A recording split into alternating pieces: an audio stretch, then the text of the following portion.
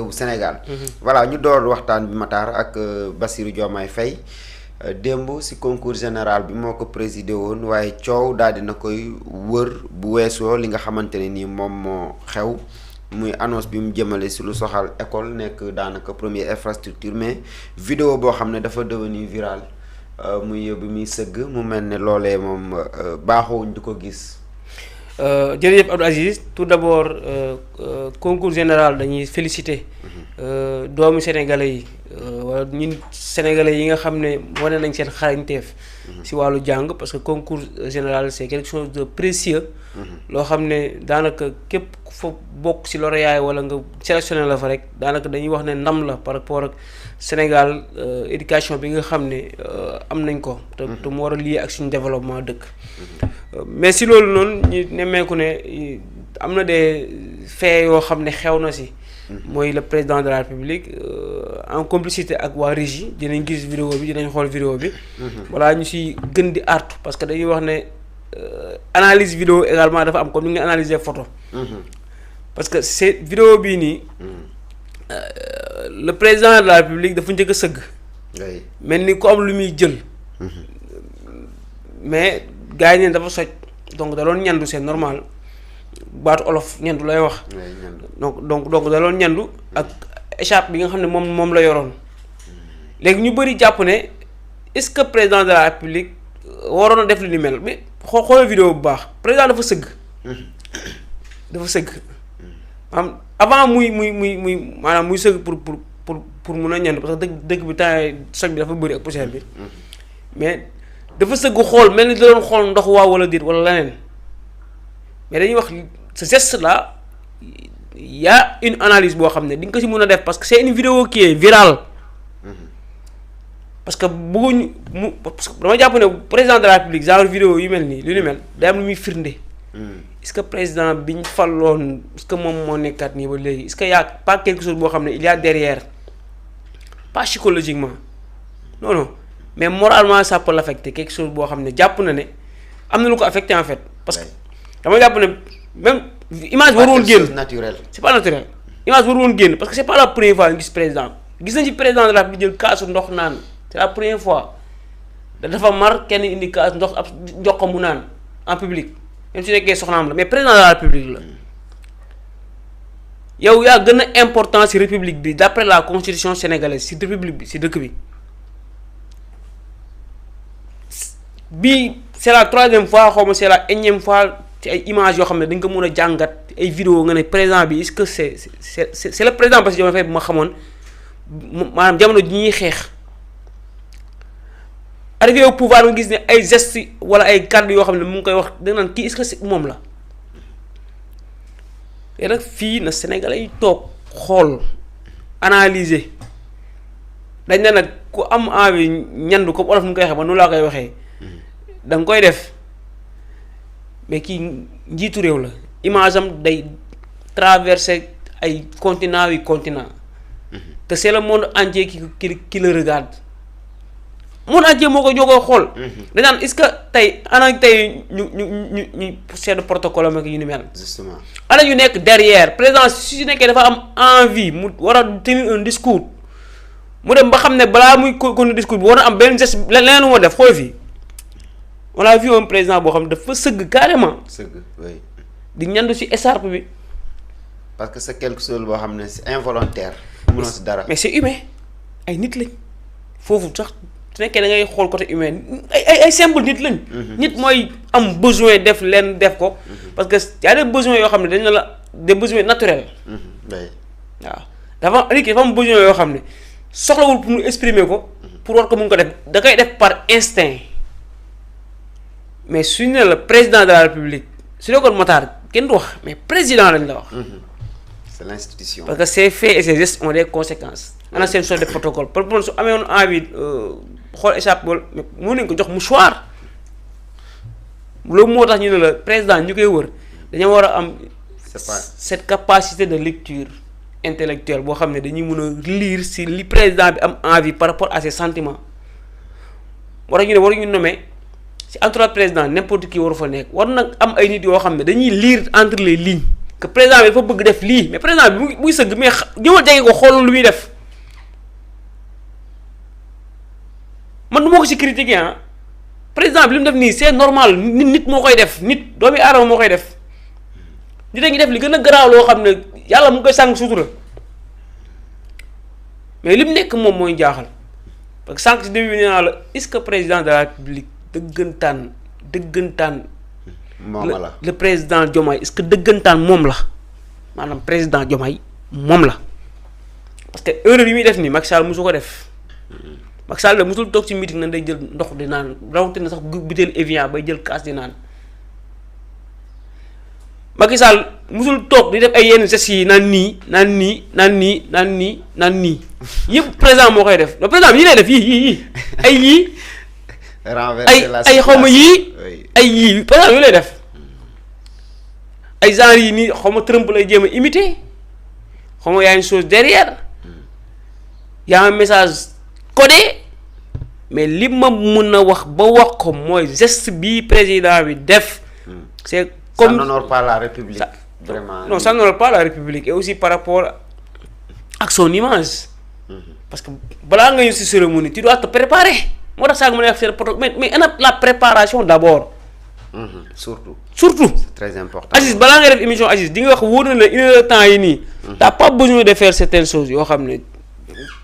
des fois ça arrive naturellement nii mais di nga préparer wu psychologiquement xam ne tu es prêt oui un président doit être prêt président dafa war a pare taxaw parce que askan mi nga représenté Aziz man aw ma nu may blâmer président de la République mais ñu ko wër lay blâmer entourage lay blâmer entourage am baaxul président entourage am daf mel ni depuis Sénégal ba léegi entourage bi ñu gis nii parce que même si erreur de communication amoon na Aziz justement parce que c'est pas une première fois ces erreurs di am gisoon nañ fi aussi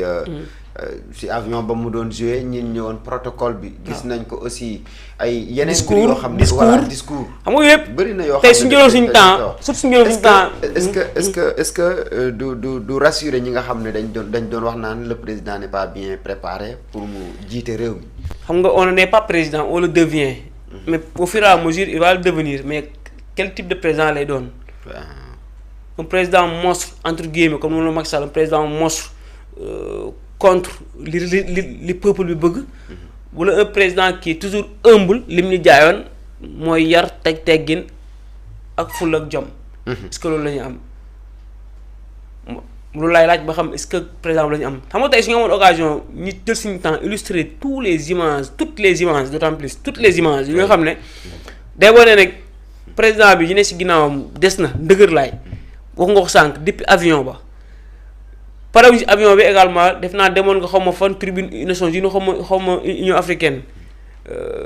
sa discours bi également gis nañ fàtte kii bi fàtte xaw ma lan feuille bi waxuñu loolu ak yeneen yoo xam ne on peut en citer te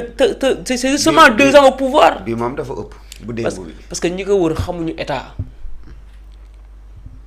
ñi ko wër xamuñu état sénégalais amuñu problème ci vidéo bii nii de non amuñu ci problème de mais dañ naan est-ce que président bi ñu faloon moom la est-ce que Diomaye Faye mi nga xam ne moo nekkoon ki gën a organisé wu d'après Ousmane Sonko li mu wax ci ay kàddoom Diomaye moo gën a organisé wu ci lépp lu mu xam Diomaye balaa amuy xëy sax di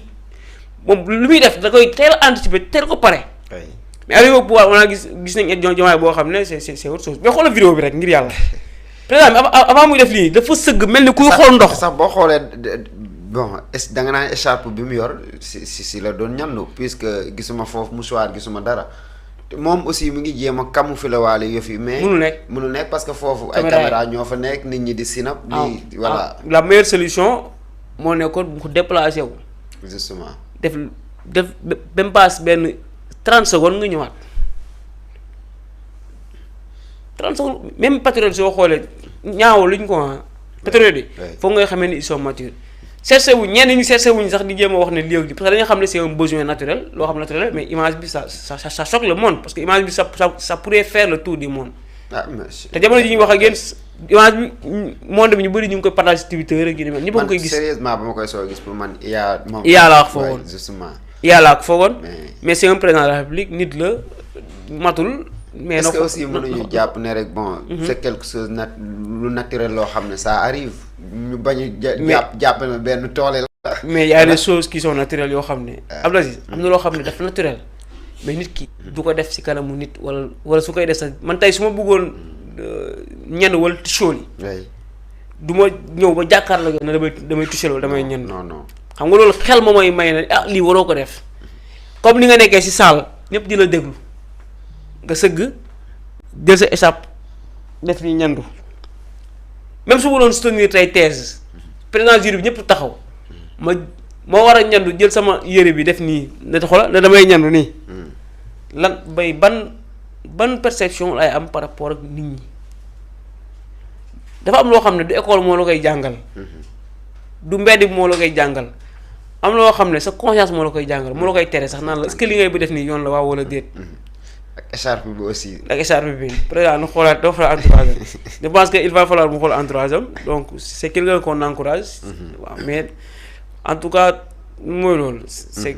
doxul daal vraiment mu ne si wax sax. parce que bon mën nga si wax ñu jàpp ne yow da ngay wax pour quand même sànni ay xeer. mais mooy dëgg mais amul sànni xeer dañ koy dëgg pas di. Aziz dañ koy dëgg du sànni xeer. on est dans une république dëgg la nekk penc. suñu gisee yéen yi dañ ciy wax. waaw fii ku fi doon président lépp loo def sa fait geste dañ koy suuraal dañuy wax. président de la république képp ku ko doon autorité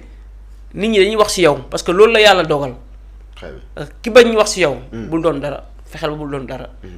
malgré loolu noonu aussi gis nañ président de la république dem taxaw na ci kanamu. Sénégalais ak surtout ñi nga xamante ni ñoom lañ doon jox foofu seeni raaya. nee na école bi waru nekk seulement loo xam ne dafay préparer ay examen mais dafa ne war a nekk mbir moo xam ne dañuy préparer civilisation. exactement loolu c'est une bonne idée mais bu mu yem ci kàddu yi rek on doit le concrétiser. oui parce que dañuy def wax ne l'école c'est la meilleure endroit boo xam ne nit ki mun na fa forger wu former wu fa mais quel type d'école. oui surtout une école coloniale qui va continuer wala benn école boo xam da ngay won ne lii nii li ñuy jàngale ay valeur ak programme bi nii dëppoowul ak valeur réew mi wala valeur bi nga xam ne suñu maam yi si moom lañ bàyyi woon ñoom suñu Sunjata Keita ak ñooñu ñëpp Almaami Touré du maanaam du valeur yooyu noonu lañ éduqué woon askan bi ne approche éducation kat fii la war a jaar comme l'image ni ko Cheikh Anta Diop di jàngalee ñu ne la nature humaine est horreur du vide nit ki foog mu am lenn loo xam ne moo koy tàggat ci àdduna à part ay waajuram mooy pour mu génn këram jànkonteeg mbedd bi dem ba dem di jàng école dem ba mën war a mun a servir réewam loolu yëpp dafa war a am processus boo xam ne mooy processus boo xam ne kii day tegu ci éducation bu normal te loolu di école kese moo la koy may boo tax ma ne président ban type de école lay wax parce que c'est bien la civilisation elle est africaine xam nañ ko mais notre école ne rime pas avec notre propre civilisation wax ji loolu la Aziz la civilisation est africaine d'après ñun lu théoricien africain yi wax post colonial wala après colonial mais ñun suñuy lu ñuy appliquer dafa rimewul ak suñu civilisation kon foofu interrogation la parce que suñuy def journée nationale de l'école sénégalaise yoon la concours national. waaw bon dafa war a am journée nationale boo xam ne c'est pour l'éducation nationale. parce que ki nekk université. li tax tey mu am jikko bi mu am nii ba tey mu réussir. parce que ba mu nekkee sax jardin. du ñu ko jàngal programme tubaab bi ay fecc ak danse wala livre yi nga xam ne ngay lire di fa gis ay dessins animés yoo xam ne comme ay mbirum góor jigéen lay jàngal ci biir. wala ñu naan gis ña jigéen ak jigéen di fóonante ci même livre.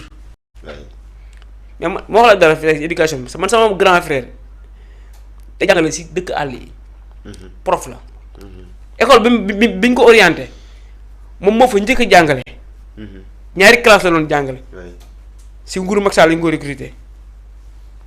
ñu indi leen programme ci nguuru Macky Sall na ne programme bi foog ngeen jàngale ko ku ko jàngalu lañ lay dàq moom jàngale wu ko imposé wu mais kenn dàq parce que àll bi mu nekk la. salle de classe 2 mu dem mu am 3 salles de classe moom moo nekk directeur mooy jàngale 3 ci salle de classe dans un pays comme le Sénégal bu nga xam ne étudiants yi ñu ngi toog pour def concours crème mënuñ ko admis dans un pays boo xam ne on a un déficit d'enseignants nga taxaw à la face du monde c'est bien beau concours national nagam mais c'est pas équitable maanaam équitable am na xale yoo xam ne benn booy bu nekk ci banlieue bi mën jàng xarañ nekkul si ay caaxaan ay waajuram amuñu mais kooku amul sens tey pour réussir concours général parce que pour mu inscrire sax sélection bi c'est tout un problème parce que dañuy xool yenn école yoo xam ne ñoo ëpp niveau nee nañ école yi ëpp niveau te école yi ëpp niveau yëpp programme colonial français la ñuy jàngale te ñun ñooy nekk après ci administration sénégalaise ñun ñoo jiite tey booy yi nga xam ne ñoo nekk tey si biir réew mi kon kooku bis bu toogee ci administration bi ji koy colonial lay jaay ji koy tubaab lay jaay. très bien. dafa am loo xam ne c'est un peu paradoxal. très bien am na solo. man bëgg naa ñu développer mais suñu développé wu président bi li mu wax ci discours bi c'est vrai mais dafa am loo xam ne ñun nekkatuñ ci ay paroles. nekkatuñ ci campagne de charme. dañ nekk ci benn campagne de concrétisation yow lañ fal. appliquer liñ la taxoon ñu fal la. Sénégal bi li ngeen di éducation bi yomb na trop. ak ay yomb ça demande de l'engagement et du courage. très bien waaw. Bassirou Diomaye Faye